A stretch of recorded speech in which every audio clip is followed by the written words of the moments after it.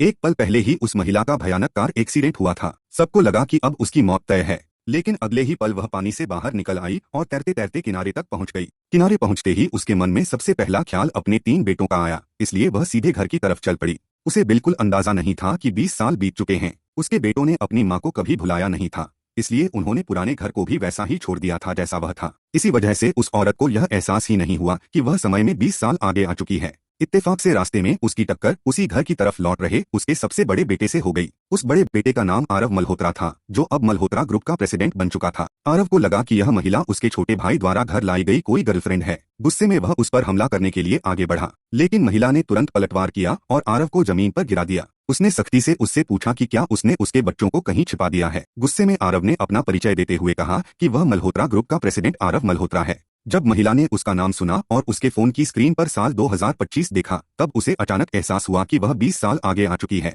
उसने तुरंत अपनी असली पहचान बताई कि वह उसकी मां सावित्री मल्होत्रा है। लेकिन आरव को इस बात पर यकीन नहीं हुआ, क्योंकि उसकी मां की मौत तो 20 साल पहले कार एक्सीडेंट में हो चुकी थी। उसे क्या पता था कि उसकी मां सच में जिंदा है और समय के साथ 20 साल आगे आ गई है।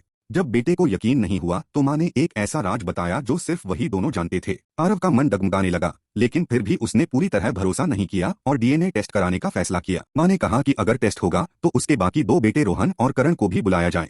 आरव घबरा गया, क्योंकि अगर सच में वह उसकी मां निकली तो उसे पता चल जाएगा कि उसके दोनों भाई अब शराब और गलत आदतों में डूब चुके हैं। इसलिए उसने बहाना बना दिया कि वे दोनों बहुत बिजी हैं। डीएनए टेस्ट के बाद रिपोर्ट आई कि वह महिला सच में आरव की मां है। यह सुनते ही आरव के पैरों तले जमीन खिसक गई। वह तुरंत अपनी मां के सामने घुटनों के बल